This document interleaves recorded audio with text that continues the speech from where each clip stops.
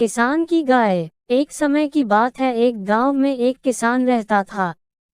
उसका नाम रामू था। उसके पास बहुत सारे जानवर थे, कुछ मुर्गियां, कुछ बकरियां और एक गाय से वह बहुत प्यार करता था, क्योंकि गाय उसे ढेर सारा दूध देती थी, जिसकी वजह से उसे बहुत ज्यादा आमदनी होती थी।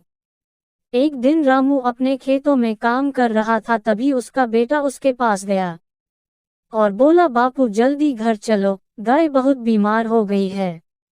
रामू भागा भागा अपने घर पहुंचा। उसने देखा गाय बहुत बीमार है। उसने उसे छूकर देखा, फिर उसका दूध निकालने की कोशिश की। गाय दूध नहीं दे रही थी। किसान ने उसका इलाज कराया पर कोई फायदा नहीं हो रहा था। तब रामू ने यह फैसला किया कि वह अब गाय को अपने पास और नहीं रखेगा। वह गाय को जंगल में ले गया और वही खुले जंगल में उसे छोड़ दिया। गाय इतना बड़ा और खुला जंगल देखकर बहुत घबरा रही थी। वो किसी तरह चलकर जंगल से बाहर आई, पर वो कहाँ थी वह खुद भी नहीं जानती थी।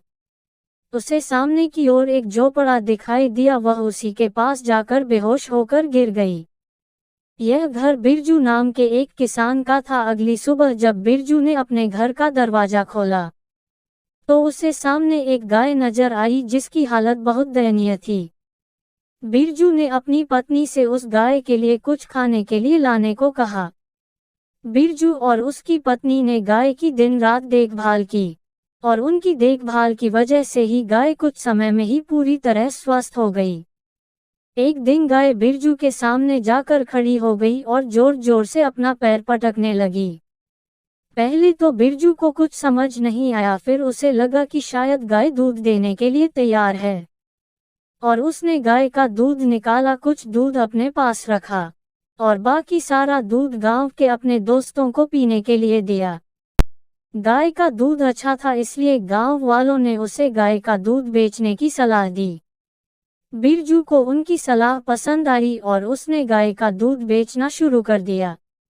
ईमानदारी से काम करने की वजह से और दूध अच्छा होने की वजह से उसका दूध आसपास के गांव में भी जाने लगा और उसकी अच्छी कमाई होने लगी। इस बात की खबर रामू को लगी। उसे यह भी पता चला कि बिरजू के पास जो गाय है वो उसी की है।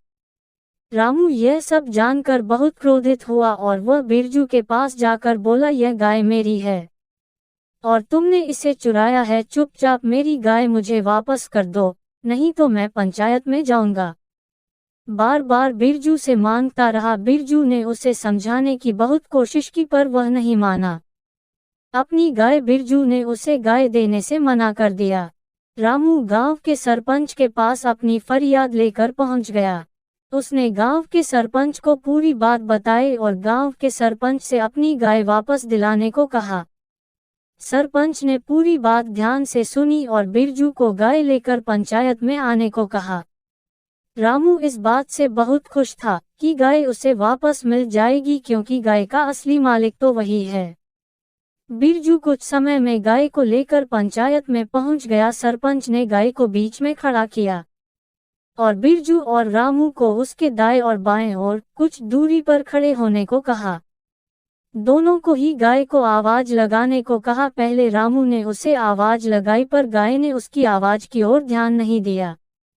वह अपनी जगह खड़ी रही। फिर बिरजू ने उसे आवाज लगाई और गाय चुपचाप बिरजू के पास जाकर खड़ी हो गई।